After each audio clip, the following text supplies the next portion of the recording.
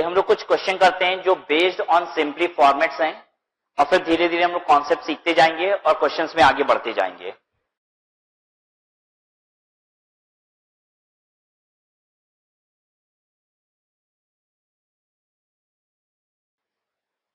Looking at question number 1 of process costing.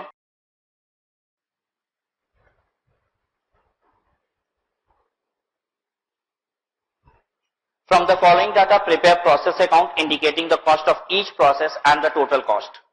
अब process account बनाइए जिससे हर प्रोसेस की कॉस्ट भी पता चले और टोटल कॉस्ट भी पता चल जाए।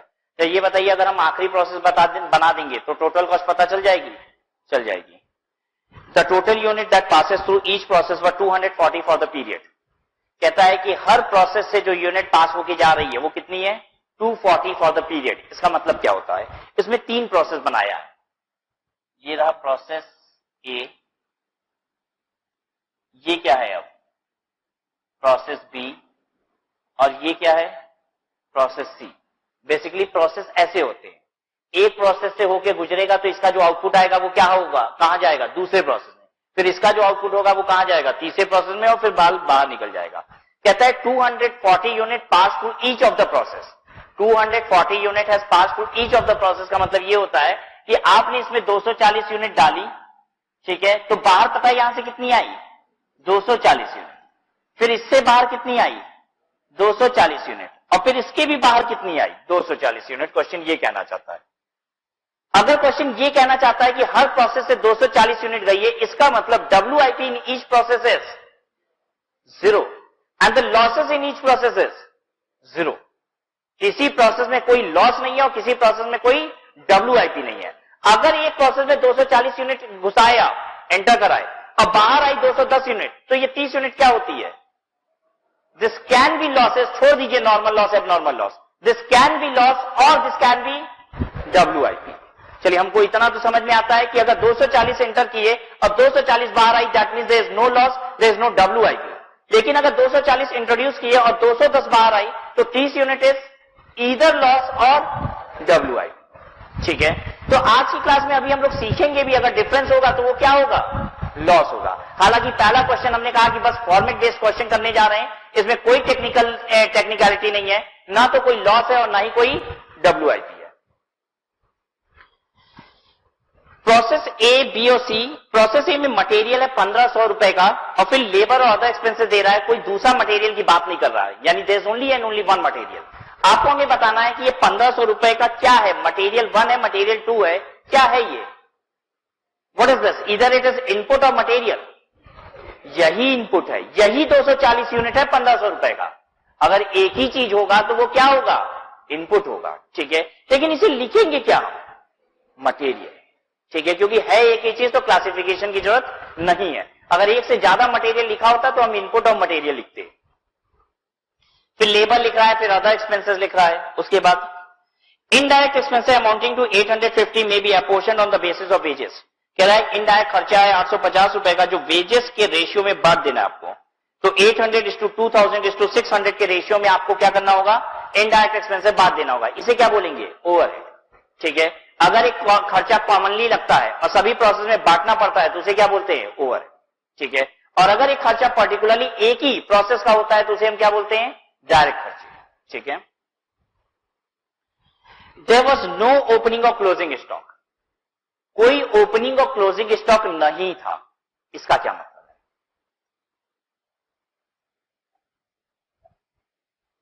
पहले क्लोजिंग स्टॉक समझा देते हैं। अगर आप यहां से इंट्रोड्यूस करते 240 यूनिट, तो यहां पे अगर 210 यूनिट आती तो 30 यूनिट को आप क्या बोलते? या तो लॉस बोलते और या फिर क्या बोलते? WIP। ठीक है, इसी WIP को कहा जाता है क्लोजिंग स्टॉक। ठीक है, what is closing stock? Closing WIP। What is closing stock? Closing WIP। There was no opening stock as well as closing stock, दोनों बात बोल रहा है। इसका क्या मतलब है? पता है, जो 30 यूनिट इस बार इसमें रह गई है, जब अगले साल फिर से फैक्ट्री स्टार्ट होगी, ठीक है, जब आप स्टार्ट करोगे प्रोसेस, तो इसमें फिर से 240 यूनिट डालोगे। ठीक है, अब हम आपसे जानना ये चाहते हैं, पिछले बार का 30 यूनिट अंदर पड़ा हुआ है, 240 यूनिट और डालोगे तो अब कितना आ सकता है बाहर? मैक्सिमम 30 यूनिट पुराना वाला भी और 240 यूनिट नया वाला भी मिला के कितना 270 यूनिट। ये जो 30 यूनिट पहले से प्रोसेस में पड़ा हुआ है इसे क्या कहते हैं? Opening WIP. ओपनिंग डब्ल्यूआईपी का मतलब ये होता है कि पिछले प्रोसेस जब आपने किया था तो जितना इनपुट डाला था उतना आउटपुट नहीं आता, कुछ बचा था। पिछले प्रोसेस में कुछ बचा था तो वो पिछले प्रोसेस का क्या था? Closing WIP. इस बार का क्या बन गया? वो ओपनिंग डब्ल्यूआईपी। आई बात समझ में? हर प्रोसेस में ओपनिंग डब्ल्यूआईपी और क्लोजिंग डब्ल्यूआईपी नहीं है, यही इसका मतलब हुआ। कोई भी ओपनिंग डब्ल्यूआईपी और क्लोजिंग डब्ल्यूआईपी नहीं है, मतलब जब आप काम शुरू करते हो तो मशीन खाली है और जब आप काम खत्म करते हो तो भी मशीन क्या है? खाली। देयर वाज नो ओपनिंग और क्लोजिंग स्टॉक का मतलब होता है खाली मशीन पे काम हुआ और खाली मशीन हो गई काम करने के बाद। ठीक है, ओपनिंग डब्ल्यूआईपी होने का मतलब यह होता है कि जब आपने काम शुरू किया तो मशीन में कुछ पहले से क्या था? मटेरियल था। और क्लोजिंग डब्ल्यूआईपी का मतलब यह होता है कि आपने जितना इस बार इनपुट डाला उतना आउटपुट आया नहीं, कुछ ना कुछ क्या हुआ? बच गया। क्लियर है? जल्दी बताइए, इस प्रोसेस का जो क्लोजिंग डब्ल्यूआईपी होगा प्रोसेस ए का, वो प्रोसेस बी का क्या बनेगा? ओपनिंग डब्ल्यूआईपी बनेगा नहीं बनेगा? प्रोसेस ए का क्लोजिंग डब्ल्यूआईपी प्रोसेस बी का ओपनिंग डब्ल्यूआईपी बनेगा? नहीं। प्रोसेस ए का जो क्लोजिंग डब्ल्यूआईपी है वो अगले पीरियड में प्रोसेस ए का ही क्या बनेगा? Opening WIP. ठीक है, प्रोसेस ए का क्लोजिंग डब्ल्यूआईपी का मतलब क्या हुआ? अभी प्रोसेस ए की मशीन से निकला ही नहीं है। ठीक है, प्रोसेस बी का ओपनिंग और क्लोजिंग डब्ल्यूआईपी क्या होता है? अब देखिए प्रोसेस बी का ओपनिंग और क्लोजिंग डब्ल्यूआईपी कैसे होगा? इसमें 240 डाले, यहां से कितना निकल के आया? 240। तो इसमें कितना गया? 240। अगर यहां से 210 निकला तो इस प्रोसेस का 30 यूनिट क्या हो गया? या तो लॉस हो गया और या फिर क्या हो गया? डब्ल्यूआईपी। अगर मान लीजिए लॉस नहीं है तो वो क्या होगा? डब्ल्यूआईपी। इसे कहेंगे क्लोजिंग डब्ल्यूआईपी। ठीक है, और अगले साल यही इस प्रोसेस का क्या बन जाएगा? Opening WIP. ठीक है, एक बात बताइए, इस प्रोसेस का कौन सा माल आता है? प्रोसेस बी में प्रोसेस ए का कौन सा माल आता है? Finished goods. ठीक है, ना कि डब्ल्यूआईपी। सबको बात समझ में आ रही है? इस प्रोसेस में हमेशा इस प्रोसेस का क्या आएगा? फिनिश्ड गुड्स आएगा। ठीक है, इस प्रोसेस का जो डब्ल्यूआईपी होगा वो कब प्रोसेस होगा? अगले पीरियड में इसी प्रोसेस में प्रोसेस होगा। ठीक है, प्रोसेस ए का क्लोजिंग डब्ल्यूआईपी नेक्स्ट पीरियड में प्रोसेस ए का ही क्या बनेगा? Opening WIP. इस प्रोसेस का फिनिश गुड्स इस प्रोसेस का क्या बनेगा? इनपुट। ठीक है, तो आपसे कहता है क्वेश्चन कि देयर वाज नो ओपनिंग और closing stock, that means there was no opening WIP, there was no closing WIP. ठीक है, तो क्लोजिंग डब्ल्यूआईपी नहीं है ये तो पता ही चल गया था, 240 यूनिट हर प्रोसेस से होकर गुजर रहे थे। लेकिन अगर मान लीजिए कुछ ओपनिंग होता, जैसे इसमें 20 यूनिट पहले से ही होता, ठीक है, तो अगर 240 एंटर कराए और 240 निकल गया तो भी ओपनिंग अगर 20 यूनिट होता तो क्लोजिंग डब्ल्यूआईपी भी कितना होता? इसका मतलब 20 यूनिट होता। बात समझ में आ रही है? तो कह रहा है मशीन तो खाली थी भाई, चिंता मत कीजिए।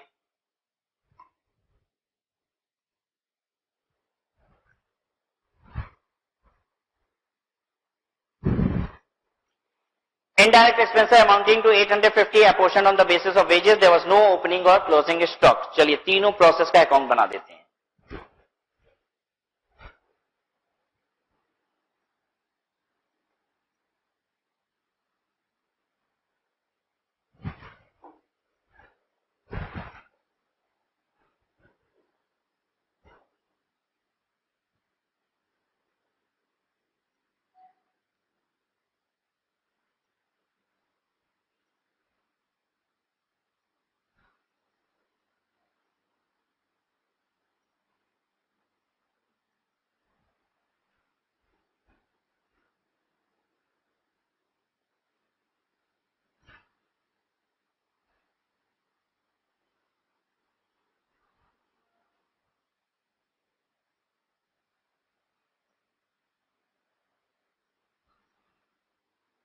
पहले एक साथ तीनों अकाउंट बना लीजिए।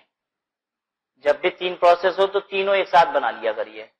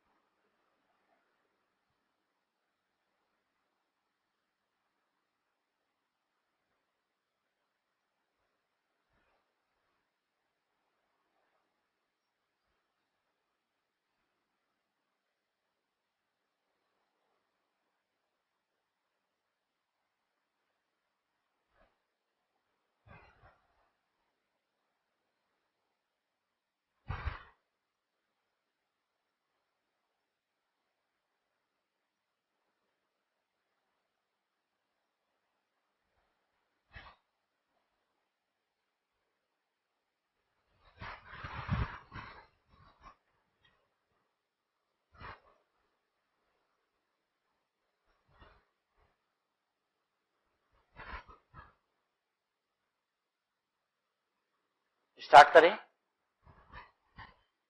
यहां लिखिए to material, although we are writing it as material but it has got the feature of input, ठीक है। this is 240 units। आपसे कह रहा था ना 240 यूनिट हर प्रोसेस से होकर गुजर रही है, तो यही 240 यूनिट है, ठीक है, क्योंकि एक आइटम अगर है तो वही आउटपुट भी डिटरमिन कराता होगा, यही 240 यूनिट होगा 1500 रुपए वाला। टू लेबर और फिर टू अदर एक्सपेंस।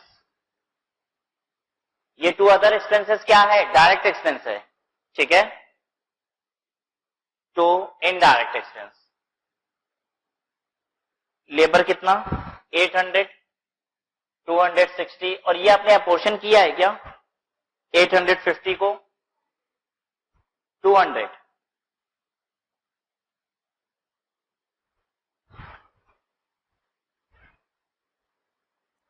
यहां पे हम वर्किंग नोट बनवा रहे हैं। Apportionment of indirect expense. Process ए का कितना हो जाएगा? 850 इंटू इसका लेबर का खर्चा है 800 और टोटल लेबर कॉस्ट कितनी हो जा रही है? 2400, 3400। ये कितना आ जा रहा है? 200। वैसे ही बी का कितना हो जा रहा है? 850 into 2000 upon 3400। How much this is? 500। सी का भी बता दीजिए हमको। 850 इंटू 600 डिवाइडेड बाई 3400, 150। जहां मटेरियल यूनिट लिखा है ना, जहां जहां यूनिट लिखेंगे वहां वहां रेट लिखेंगे। तो डिवाइड कर दीजिए 1500 डिवाइडेड बाई 240, 6.25।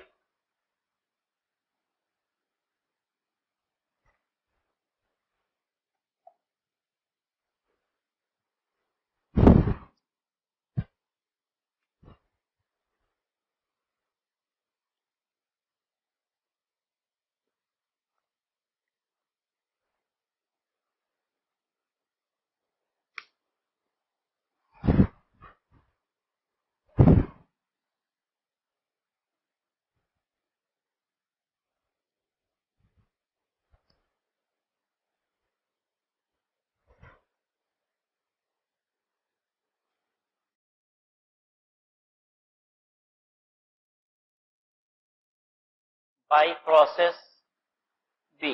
अच्छा एक बात बताइए, इधर क्या क्या लिखते हैं हम लोग? नॉर्मल लॉस लिखते हैं, एबनॉर्मल लॉस लिखते हैं। कोई लॉसेस हैं क्या? नहीं। कोई WIP है क्या? नहीं। सब का सब कहां जा रहा है? अगले प्रोसेस में, ठीक है। By process B 240 unit. बहुत सिंपल सा तरीका है। 240 यहां टोटल मारा है, यहां की टोटल मारिए 2760।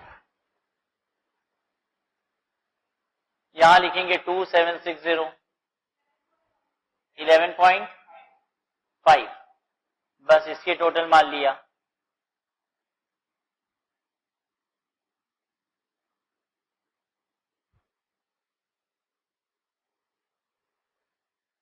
अब प्रोसेस बी में हम यहां लिखेंगे टू प्रोसेस ए। जल्दी बताइए, टू प्रोसेस ए इसका क्या मतलब है? What is this? इनपुट, ठीक है। ये जो लिखे थे बाई प्रोसेस बी, इसे और क्या लिख सकते थे आप? Finish goods. कितना सिखाएंगे? फिनिश गुड्स, ठीक है। What is this? To process A जो लिखे हो, व्हाट इज दिस? इनपुट। अभी हम लोग को कैलकुलेशन नहीं करना हो रहा है ना, तो अब जो चाहे जो लिख दो और जो चाहे जो समझ लो। लेकिन अभी 2 मिनट बाद जब हम लोग कैलकुलेशन करने लग जाएंगे, कि जब हम लोग को सचमुच बाइफरगेट करना होगा, फिगर की वैल्यू देखनी होगी, तब आप, अभी तो हम लोग फॉर्मेट बस बना रहे हैं ना, इस क्वेश्चन में कुछ करना है क्या? नहीं। तब आपको बहुत अच्छे से समझना होगा कि इसका क्या मतलब है। ये इनपुट है आपका 240 यूनिट 11 रुपया 50 पैसे के रेट से 2760। इसमें और क्या क्या लगा दें? मटेरियल कुछ और लगाइए, कुछ लेबर लगेगा, कुछ अदर एक्सपेंस लगेगा और कुछ इनडायरेक्ट एक्सपेंस लगेगा, ठीक है। बताइए हमको जरा। मटेरियल 200 रुपया, लेबर नहीं material 500, labour 2000, over other expenses 720 और इनडायरेक्ट 500।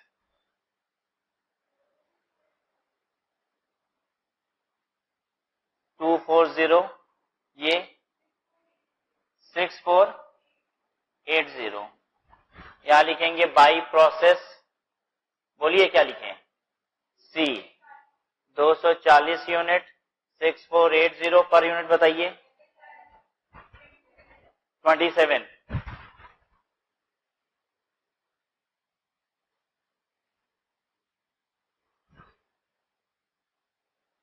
यहां पे क्या लिखें, टू प्रोसेस बी,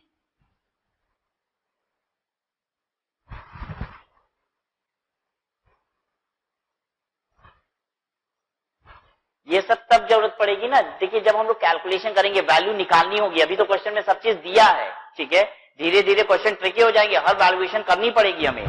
तब हम आपको बोलेंगे फिनिश गुड्स उठाइए कितना इस प्रोसेस का, WIP उठाइए। तब अगर आप जल्दी जल्दी समझोगे नहीं कि किसका क्या मतलब होता है तो कैलकुलेशन में दिक्कत होगी, ठीक है। ये प्रोसेस भी क्या है, इनपुट है, 240 यूनिट 27 रुपए के रेट से 6480। इसमें और क्या क्या लगाएंगे, मटेरियल लगाएंगे, लेबर लगाएंगे, अदर एक्सपेंसेस लगाएंगे और इनडायरेक्ट एक्सपेंस लगाएंगे।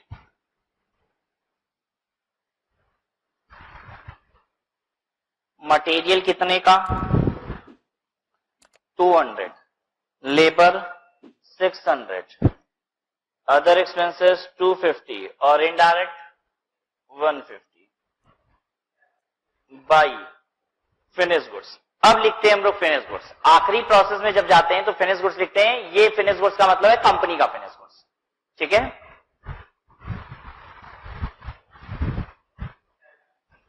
तो 240 यूनिट है, यूनिट तो हमको मालूम ही है 240, अमाउंट बता दीजिए 7680। तो दिस विल बिकम 7680 30।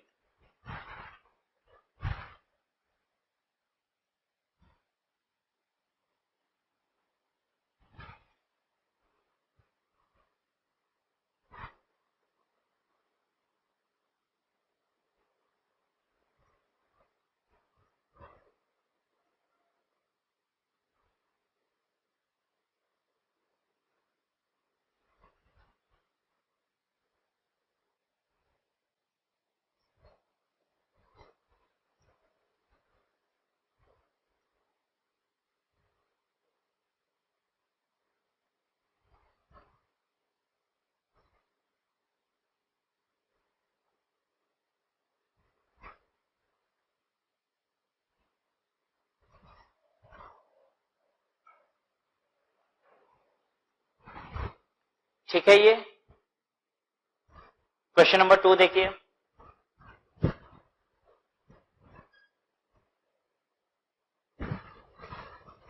क्वेश्चन 2 है, a product passes through 3 processes A, B and C. The normal loss of each process is as follows: process A 3%, process B 5% and process C 8%. Loss of process A was sold at 25 पैसे per unit.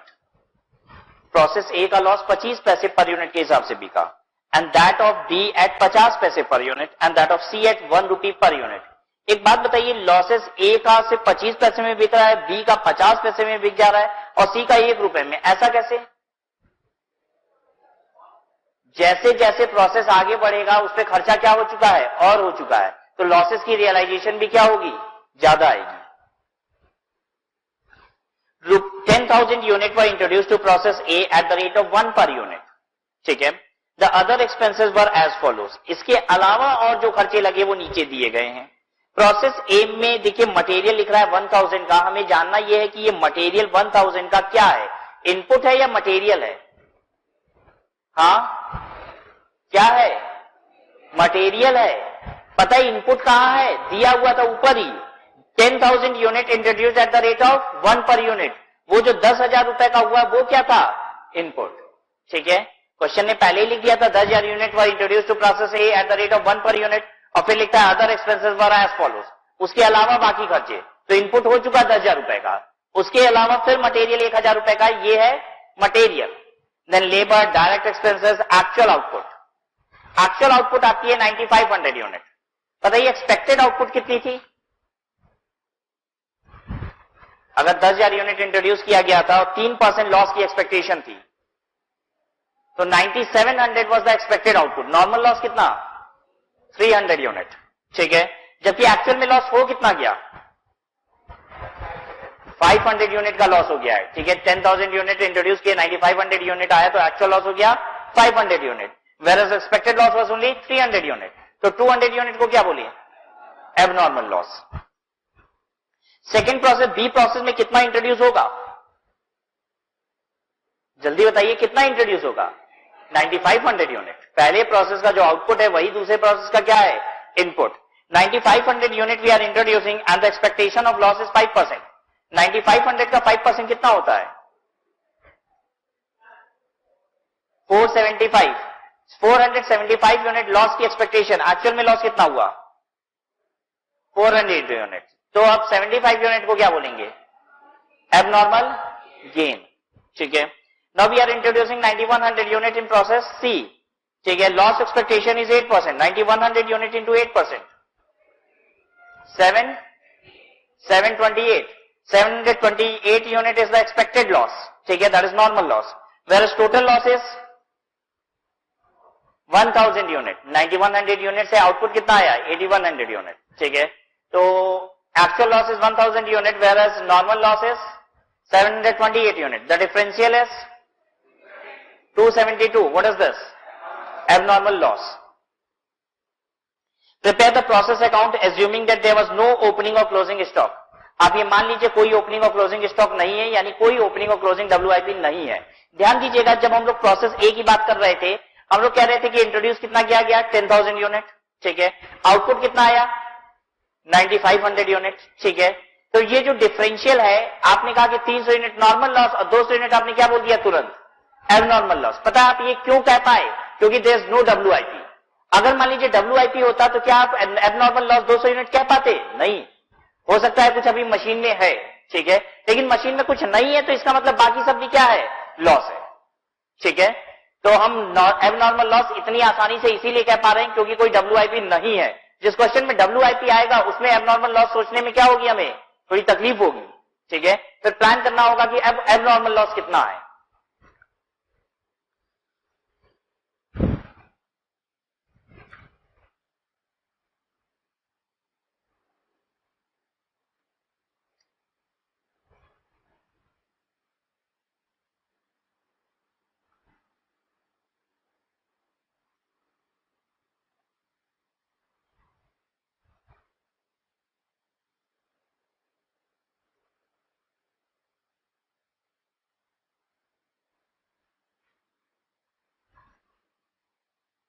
Process ए, B और सी है, तीनों process का format बना लीजिए।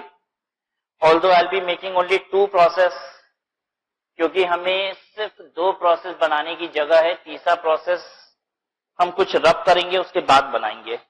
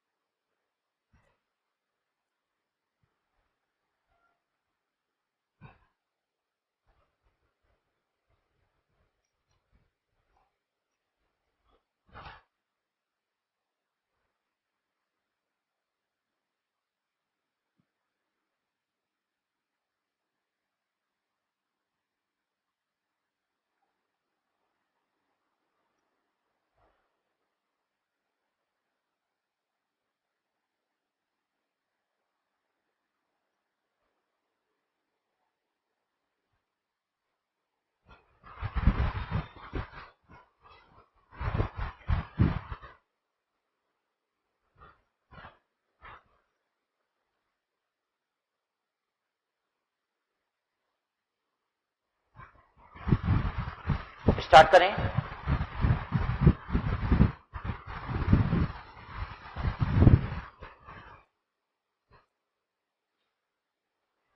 देखिए, to input 10,000 unit, rate 1 rupee, ये हो गया 10,000। To material, to labour, to direct expense, material 1,000, labour 5,000, direct expenses 1,050,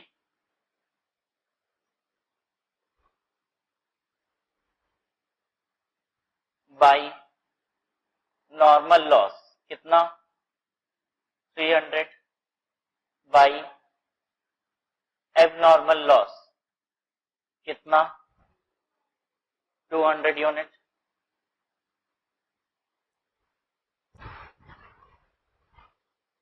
ठीक है, बाई क्या और लिखे, प्रोसेस बी 9,500।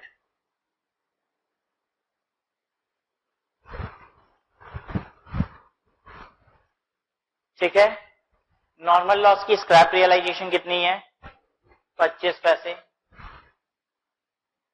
कितना हो गया 75।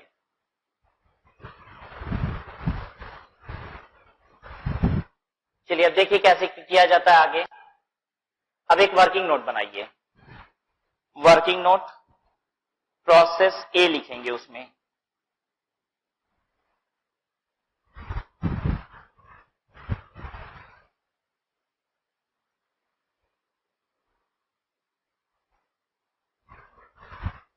कंप्यूटेशन ऑफ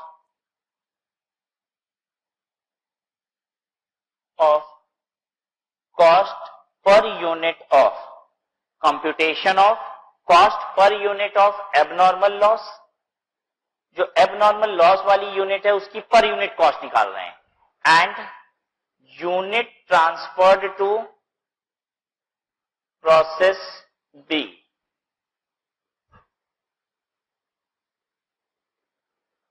क्या क्या निकाल रहे हैं हम लोग, एबनॉर्मल लॉस की पर यूनिट कॉस्ट और इसकी जो प्रोसेस बी में ये माल जा रहा है उसकी पर यूनिट कॉस्ट निकाल रहे हैं।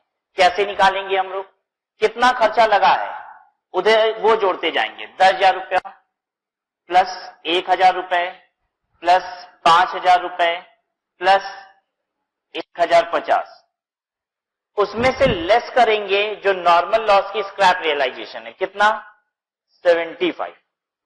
ठीक है, और डिवाइडेड बाय कितनी यूनिट हमने इंट्रोड्यूस की थी 10,000, उसमें से माइनस कर देंगे उतनी यूनिट जो आपकी नॉर्मल लॉस वाली है, -300। कितना आ गया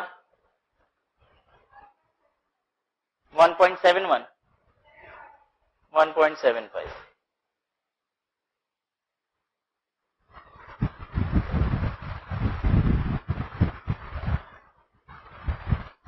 ठीक है, तो 1.75 यहां रख दिया और 1.75 यहां रख दिया। ठीक है, मल्टीप्लाई कर दीजिए।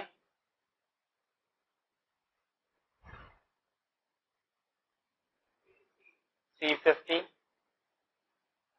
हाँ 16,625 यूनिट और अमाउंट की अब टोटल कर लीजिए। यू विल फाइंड कि ये दोनों टैली हो गया है।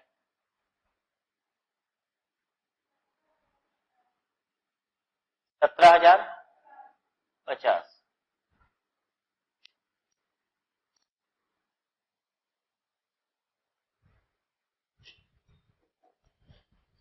अब आइए पहले समझेंगे हम लोग कि ये हम लोग ने क्या किया है।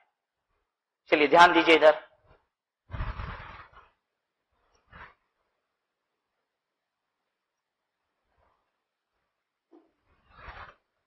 ये प्रोसेस ए है।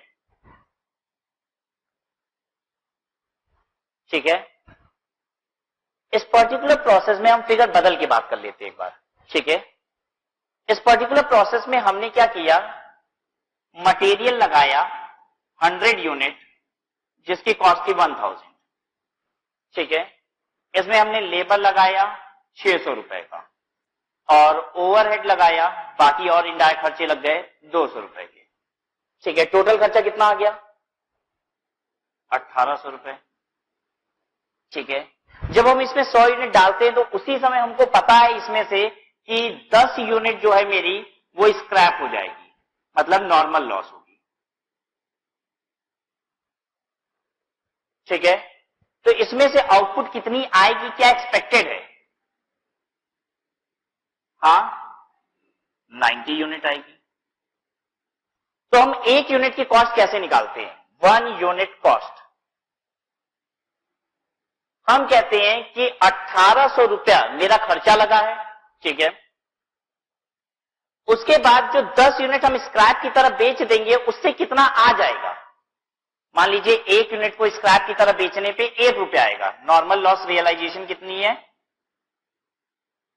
1 रुपया। तो इसमें से 10 यूनिट बेचने पे कितना आ जाएगा मेरे पास? 10 रुपया। एक काम करें, थोड़ा सा चेंज करा दे रहे हैं ताकि हम लोग को आसानी हो जाएगी कैलकुलेशन समझने में। ये 610 है, तो ये कितना हो गया? 1810। तो ये 1810 माइनस 10 रुपया रियलाइजेशन से आ जाएगा। तो हम कहते हैं कि मेरा 1800 रुपए का खर्चा लगेगा। अब ऐसे समझिए, टोटल खर्चा जो हम मशीन में लगा रहे हैं कितने का है? 1810। लेकिन जितनी यूनिट खराब हो जाएगी उससे कितना आ जाएगा? 10 रुपया आ जाएगा। यानी मेरी जेब से खर्चा कितना लगेगा? 1800। और 1800 में हमको मिलेगी कितनी यूनिट? कितनी यूनिट? 90 यूनिट। तो हम डिवाइड कर देते हैं इसको 90 से। कितना हो गया? एक यूनिट की कीमत 20 रुपया। बात समझ में आ रही है? तो हम एक यूनिट की कीमत को 20 रुपया कहने लग जाते हैं। यही तरीका यहां पे भी हमने अपनाया। हमने क्या किया, जितना खर्चा लगा उस पूरे खर्चे में से हमने क्या किया, नॉर्मल लॉस की रियलाइजेशन को घटा लिया। और जब डिवाइड कर रहे हैं तो यूनिट भी कौन सी ले रहे हैं? Expected output. ये 1000 माइनस 300 जब कर देते हो तो what is this? Expected output. और आपने ऊपर न्यूमरेटर में क्या रखा है? अपना खर्चा जो आपकी जेब से लगेगा। जो नॉर्मल लॉस होगा उसकी जितने पैसे आ जाएंगे वो आपने पहले ही लेस कर दिया है। आ रही है बात समझ में? अब एक बात बताइए, ये जो प्रोसेस अकाउंट बन रहा है ये कब बन रहा है? एक प्रोसेस खत्म होने के बाद बन रहा है या प्रोसेस शुरू होने पे ही बन जा रहा है? शुरू होने पे ही बन जा रहा है। इसकी फिगर जो है वो प्रोसेस के बाद नहीं ले रहे हैं हम, प्रोसेस के पहले ही ले रहे हैं। ठीक है, अब नेक्स्ट बात समझिए। हम जानना आपसे ये चाहते हैं कि एबनॉर्मल लॉस की जितनी कीमत होती है क्या अगले प्रोसेस में जो माल जा रहा है उसकी भी वही कीमत होती है? अब दूसरी समझने वाली बात ये है, अभी तो हम लोग ये समझ रहे थे कि हम ये लेस क्यों कर दिए हैं, ये लेस क्यों कर दिए हैं। तो ये बात समझ में आ गई सबको? एक सीधा सा फंडा है कि जितना आपको नॉर्मल लॉस से आ जाएगा वो हम खर्चे से लेस कर लिए, और जितनी यूनिट आ जाएगी हम उससे डिवाइड करके एक यूनिट का खर्चा निकाल लेते हैं। अब बात ये आ रही है कि जो एबनॉर्मल लॉस वाली यूनिट है, जो यूनिट हमको नहीं आई, ठीक है, क्या उसका भी उतना ही खर्चा है जो यूनिट आ गई उसके बराबर? ऐसे समझिए। अब इस मशीन से यूनिट जो हमारी आ रही है, कितनी यूनिट आ रही है? 90 यूनिट। क्या एक दिन में आ जा रही है? नहीं। कैसे यूनिट ये आना शुरू हुई, ध्यान दीजिएगा।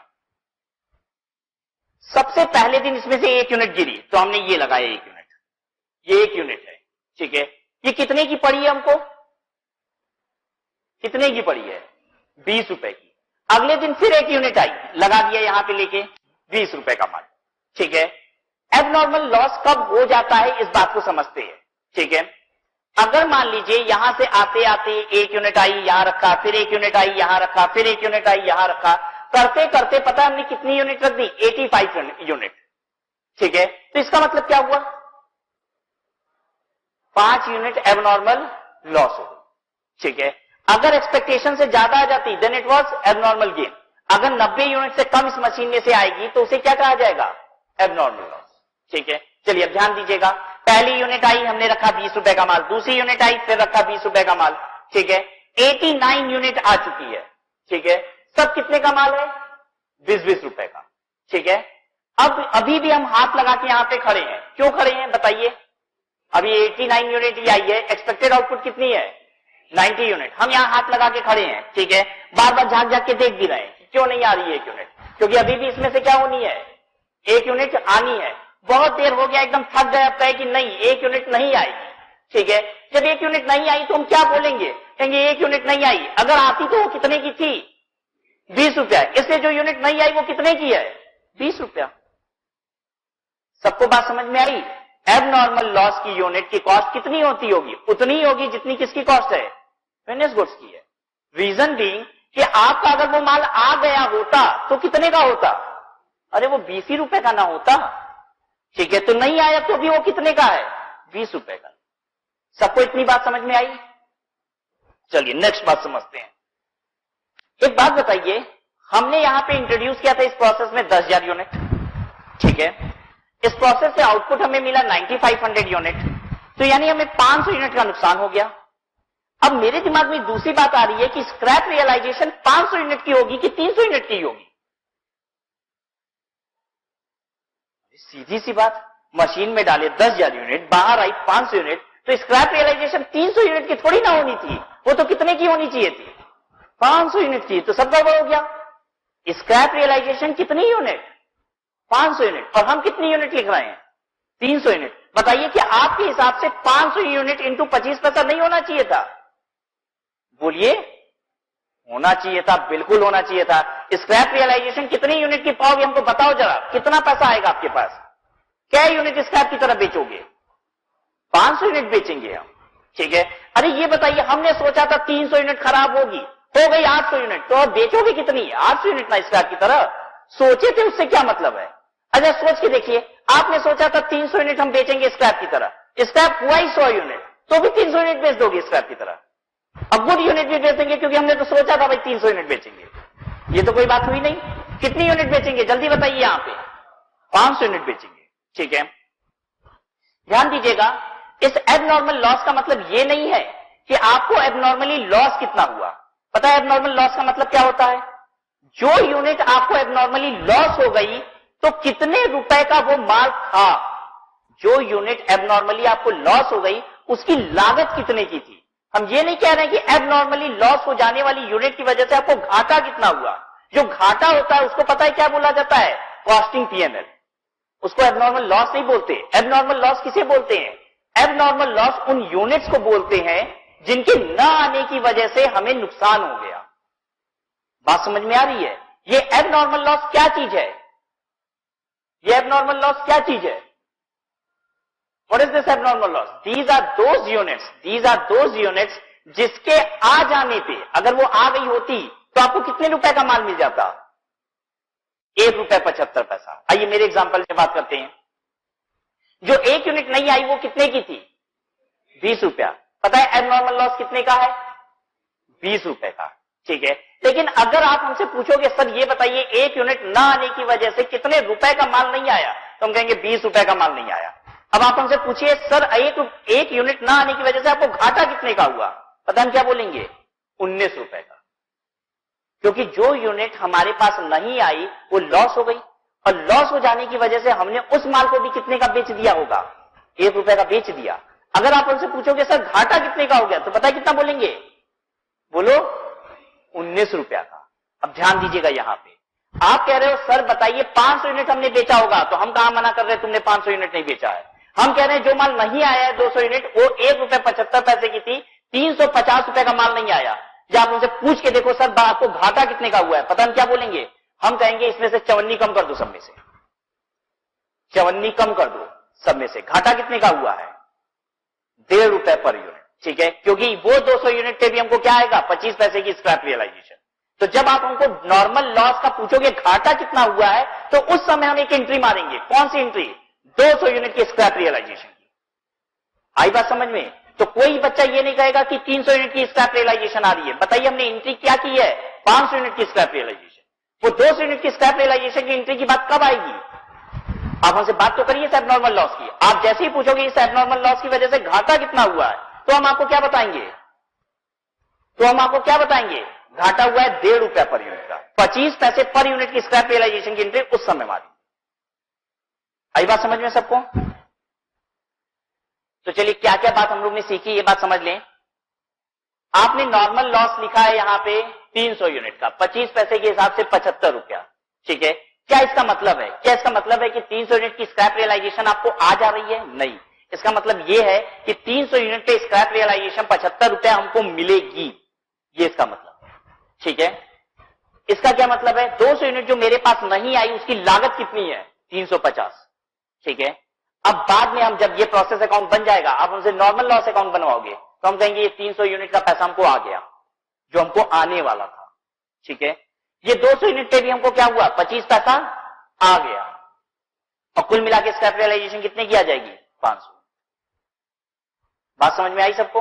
तो जब आप यहां पे लिखते हो भाई नॉर्मल लॉस 300 रुपया 25 पैसे के हिसाब से 75 रुपया, तो इसका मतलब ये बिल्कुल नहीं होता है कि आपके पास 75 रुपए आ गए, क्योंकि पैसे आने की एंट्री होती है बैंक अकाउंट डेबिट या फिर कैश अकाउंट डेबिट।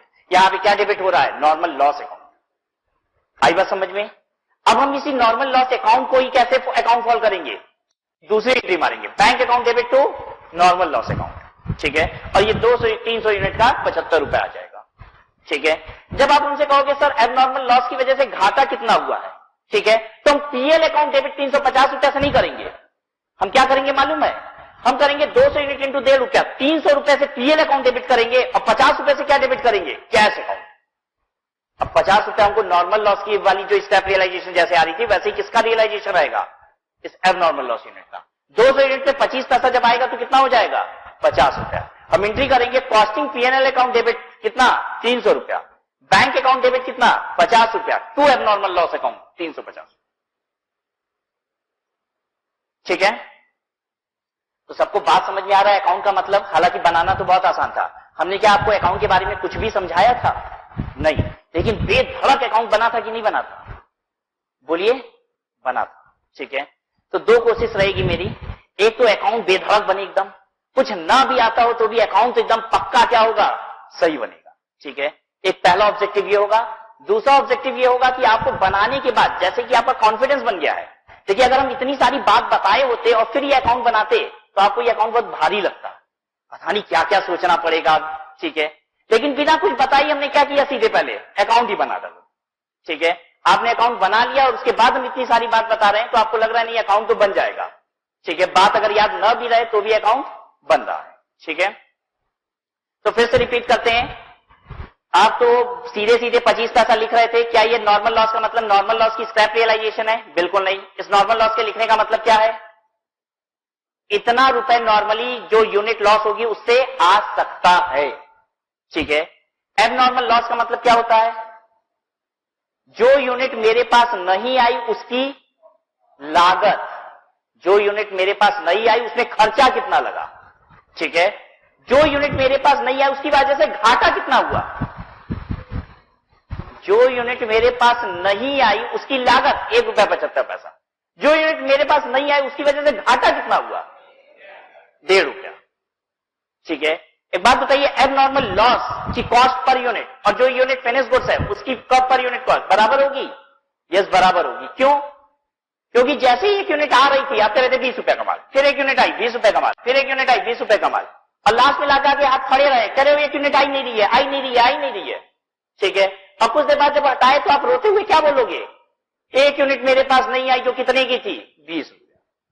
ठीक है, हम कहेंगे बताओ तुमको 20 रुपए का घाटा हो गया, कहोगे नहीं घाटा नहीं हुआ, क्योंकि जो यूनिट नहीं आई वो मशीन खोल के निकाल लिए टूटा फूटा और उसको उठा के कितने का बेच दिए, 1 रुपया, तो घाटा कितना हुआ, 19 रुपया। आई बात समझ में? जो यूनिट हाथ में नहीं आई तो इसका मतलब ये तो ही ना छूम अंतर हो गई, जो यूनिट आपके हाथ में नहीं आई वो कहां है, बोलो मशीन के अंदर टूटी फूटी है। ठीक है, अब वही टूटा फूटा यूनिट मशीन के बाहर निकालेंगे और 1 रुपया में बेच देंगे तो घाटा कितना होगा, बस 19 रुपया। आई बात समझ में सबको?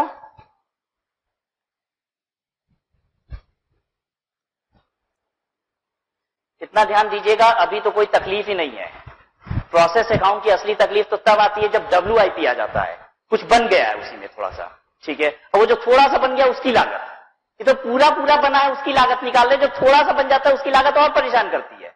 ठीक है, थोड़ा सा मटेरियल लग गया, थोड़ा सा लेबर लग गया, थोड़ा सा ओवरहेड लग गया, अब कितना लग गया है, कैसे निकालें उसकी कीमत, सारी कॉम्प्लिकेशन वहीं पे है। प्रोसेस कॉस्टिंग में WIP वैल्यूएशन ही कॉम्प्लिकेशन है।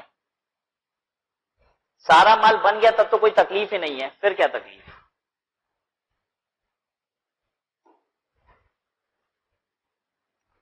आइए दूसरे प्रोसेस पे।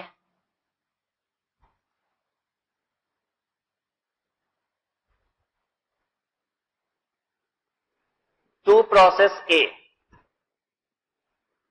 यूनिट लिखेंगे 9500, 1.75, 16,625। टू मटेरियल, टू लेबर और टू डायरेक्ट एक्सपेंस।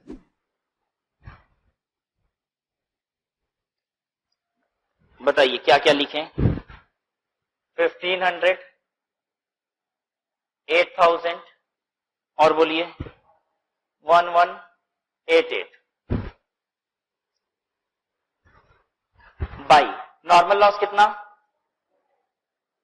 475, 475। ठीक है, अब यहां तो एक्चुअल लॉस सिर्फ 400 है, तो 75 को क्या बोले? Abnormal gain. कितनी यूनिट?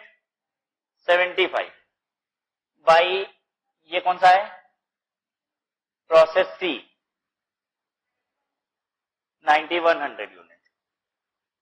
नॉर्मल लॉस की रियलाइजेशन बताइए स्क्रैप वाली कितनी? 0.50।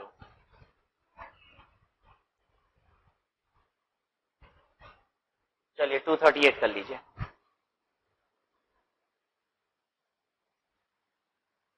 ये यूनिट, ये रेट और ये अमाउंट। ठीक है, अच्छा अब प्रोसेस बी का वर्किंग नोट बनाइए, मेरे साथ साथ बिल्कुल कीजिएगा। प्रोसेस बी का working note, computation of cost per unit of abnormal gain and unit transfer to process C. देखिए हम लोग कुछ दिमाग लगाए हैं, एज इट इज बस कॉपी कर रहे हैं सारी फिगर को। ठीक है, सारा अकाउंट बन जाएगा, उसके बाद बताएंगे किसका क्या मतलब था। Process B, computation of cost per unit of abnormal gain and unit transfer to process C. इधर वाला सारा जोड़ दीजिए, 16,625 प्लस 1500 प्लस 8,000 प्लस बोलिए 1188 माइनस क्या करें? 238 डिवाइडेड बाई क्या करें? हाँ 9500 माइनस 475। तो ये जो डिनोमिनेटर में माइनस कर रहे हो 9500 माइनस 475, इसको क्या बोला जाएगा माइनस करने के बाद? Expected output. ठीक है, कितना माल आप पा जाओगे? 3 रुपीज। तो 3 रुपया यहां रख दिया, 3 रुपया यहां रख दिया, ये हो गया 225। ये कितना हो गया? 27,300। टोटल कर लीजिए, टैली हो जाएगा 9575। ये कितना? 27,538।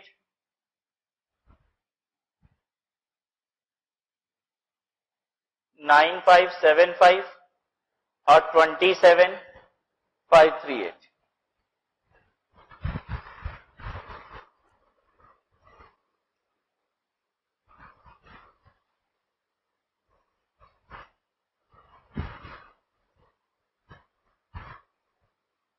ठीक है, अब इस प्रोसेस में देखिए समझने वाली बात क्या क्या है। समझने वाली बात क्या क्या है? पहली समझने वाली बात यह है कि अगर 9500 यूनिट हम प्रोसेस में इंट्रोड्यूस करते हैं, ध्यान दीजिए इधर, अगर हम 9500 यूनिट प्रोसेस में इंट्रोड्यूस करते हैं और 9100 यूनिट प्रोसेस से आती है, तो लॉस कितनी हुई है एक्चुअल में? 400 यूनिट। अगर 400 यूनिट एक्चुअल में लॉस हुई है, तो स्क्रैप रियलाइजेशन जो 50 पैसे की आ रही है, वो कितनी यूनिट की आएगी? वो 400 यूनिट की आएगी, ना कि 475 यूनिट की। ठीक है, तो एक तो ये 475 यूनिट का स्क्रैप रियलाइजेशन क्यों यहां पे दिख रहा है, ये बात समझनी होगी। दूसरी बात जो समझने वाली है कि अगर अगले प्रोसेस में जो यूनिट जा रही है वो 3 रुपए की है, तो एबनॉर्मल गेन वाली यूनिट भी क्या 3 ही रुपए की होती है? एक ये बात समझनी। ठीक है, आइए उसी एग्जांपल को फिर से लेते हैं। ये मेरा एक पर्टिकुलर प्रोसेस है, ठीक है, जिसमें हमने मटेरियल इंट्रोड्यूस किया कितने रुपए का?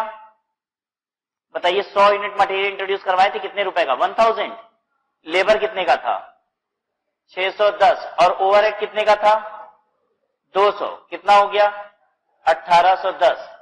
एक्सपेक्टेड आउटपुट कितना? बोलिए 90। ठीक है, स्क्रैप रियलाइजेशन बोलिए ₹1।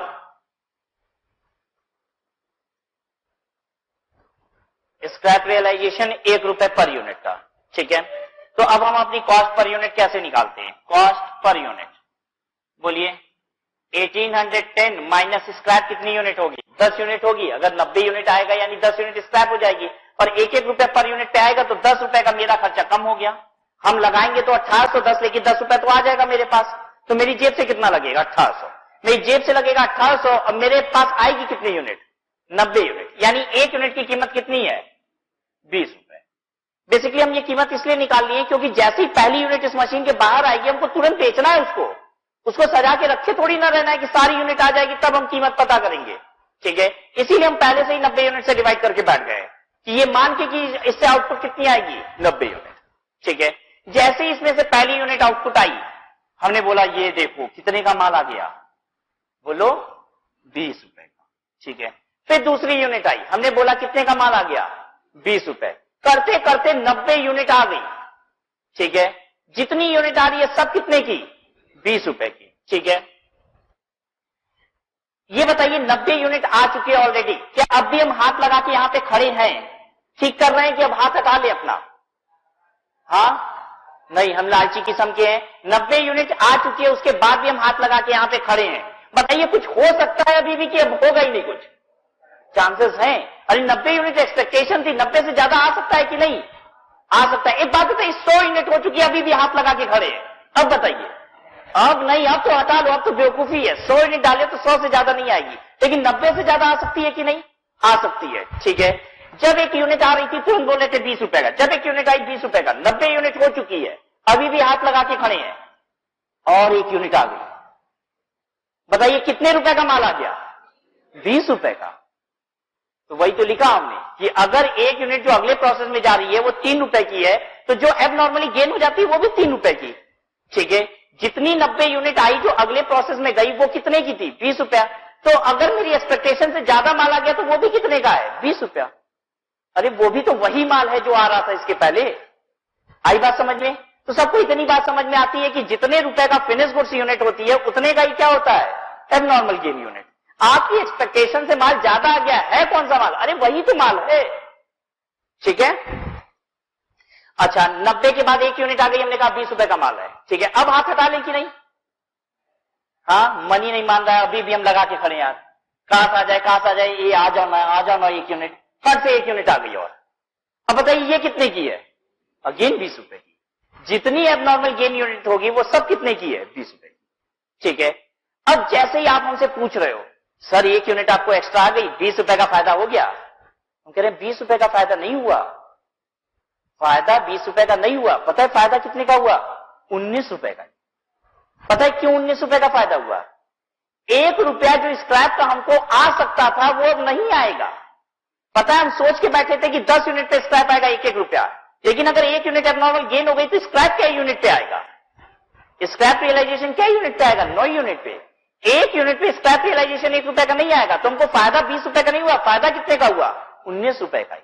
अब आइए यहां पे, जब 1 यूनिट मेरे पास 75 यूनिट 3 रुपए के हिसाब से एक्स्ट्रा आ गई, आप हमसे पूछोगे 1 यूनिट आई सर तो कितने रुपए का माल आया? हम कहेंगे 3 रुपया। आप कहोगे सर 1 यूनिट के आने से फायदा कितना हो गया? तो हम बोलेंगे 2.5 रुपया। हमको मात्र 2.5 रुपया का फायदा हुआ। क्यों? क्योंकि इस 75 यूनिट पे ये 50 पैसा नहीं आएगा। ये 50 पैसा बस पता है कितनी यूनिट पे आएगा? 400 यूनिट पे। तो जब आप हमसे बाइफर्गेशन मांगोगी सर नॉर्मल लॉस की, तो हम कहेंगे देखो इस नॉर्मल लॉस में 238 रुपया जो दिख रहा है ये इतना आपको रियलाइजेशन नहीं आ रहा है। रियलाइजेशन कितना आएगा? 400 यूनिट इंटू 50 पैसा। और जो 75 यूनिट इंटू 50 पैसा है उससे पता है हम क्या करेंगे? इस एबनॉर्मल गेन को कम करेंगे। इसको एबनॉर्मल गेन को कम करेंगे। ठीक है, ऐसे समझिए। हम यहां पे क्या करेंगे? हम करेंगे 400 यूनिट इंटू 50 पैसा। ठीक है, 400 यूनिट इंटू 50 पैसे से क्या डेबिट करेंगे हम लोग? 400 यूनिट इंटू 50 पैसा बैंक डेबिट करेंगे। 400 यूनिट इंटू 50 पैसे से बैंक डेबिट करेंगे, पैसा आएगा इतना। ठीक है, और बैलेंस जो 75 यूनिट इंटू 50 पैसा उसे बैंक डेबिट नहीं करेंगे, पता है क्या डेबिट कर देंगे? एबनॉर्मल गेन को डेबिट कर देंगे। उतने से क्या करेंगे? एबनॉर्मल गेन को डेबिट कर देंगे। आ रही है बात समझ में सबको? अब एबनॉर्मल गेन को डेबिट करेंगे तो एबनॉर्मल गेन 75 यूनिट पे 50 पैसा क्या हो जाएगा? कम हो जाएगा। और बैलेंस जो 75 यूनिट इंटू 2.5 रुपया बचेगा उसको कहां ले जाएंगे? Costing PNL. सबको बात समझ में आई? तो जब आपको यहां पे 475 यूनिट 50 पैसे के हिसाब से दिखाई दे रहा है तो आप ये मत समझिए 475 यूनिट पे 50 पैसे आ रहे हैं। इसका क्या मतलब होता है 475 यूनिट इंटू 50 पैसा, इतने आएंगे। ठीक है, आ गया क्या इतना? नहीं आ गया। कब पता चलेगा? जब एबनॉर्मल गेन या एबनॉर्मल लॉस को हम कंसिडर कर लेते हैं। ठीक है, तो एक्चुअल प्रॉफिट या लॉस तब पता चलता है जब पीरियड का एंड होता है। ठीक है, और ये अकाउंट किस पे बनता है? एक्सपेक्टेशन के बेसिस पे। सबको बात समझ में आ रही है? तो चलिए, हमारा कॉन्सेप्ट इतना क्लियर हो गया कि यहां पे कोई प्रॉब्लम नहीं है। हमें रियलाइजेशन जो आएगी वो कितने की आएगी? 400 यूनिट की। और जितना हमारे अगले प्रोसेस में माल जाता है, फिनिश गुड्स की जो कीमत होती है, वही कीमत किसकी होती है? एबनॉर्मल की। ठीक है,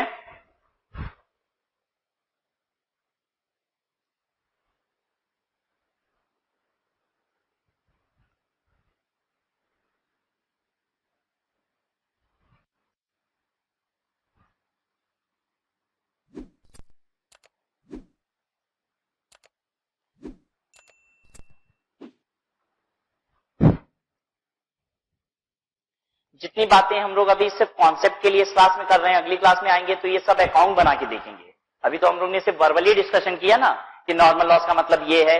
अगली क्लास में जब आएंगे तो ये सारे अकाउंट बना बना के देखेंगे। ठीक है, तो एक बार फिर से हमें एक पूरा रिवीजन मिलेगा कि किसका क्या मतलब है।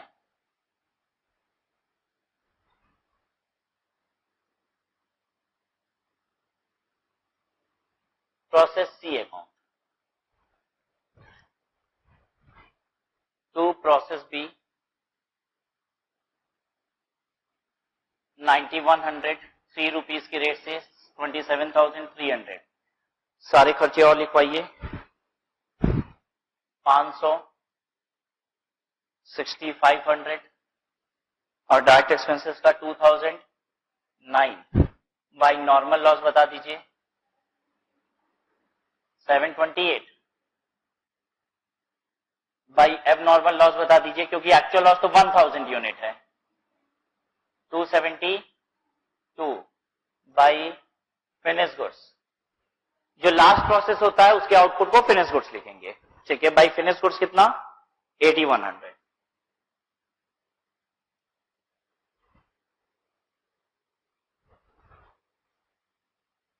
नॉर्मल लॉस स्क्रैप रियलाइजेशन कितनी? 1 रुपीज। ठीक है, तो 728 हो गया ये। अब इसके लिए एक वर्किंग नोट तैयार करेंगे। वर्किंग नोट, प्रोसेस सी का computation cost per unit of abnormal loss and finish goods unit. Process C का working note, computation of cost per unit of abnormal loss and finish good unit. लिखिए 27,300 plus 500 plus 6,500 plus 2,009 minus 728। Exam में ये working note जरूर दिखाइएगा। हालांकि आप ये calculation calculator पे ही कर सकते हो, लेकिन फिर भी ये वर्किंग नोट जरूर दिखाइएगा। एग्जाम में इस वर्किंग नोट पे भी मार्क्स अलॉटेड होते हैं कि आपने कैसे निकाला cost per unit. Divided by expected output. Expected output कितना था? 9100 यूनिट माइनस 728। हम ये सोच रहे थे इतनी यूनिट आएगी। 4.25। 4 रुपया 25 पैसा यहां लिखिए, 4 रुपया 25 पैसा यहां लिखिए। अकाउंट टैली हो चुका होगा।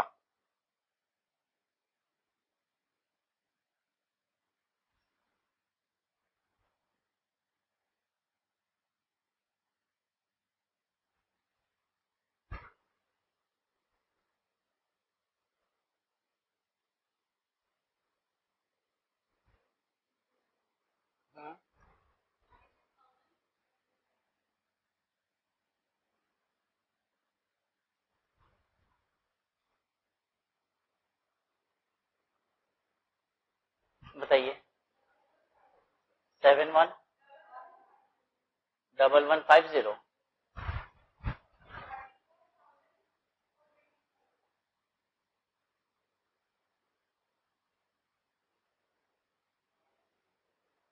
ठीक है, 1156। अच्छा ठीक है। अब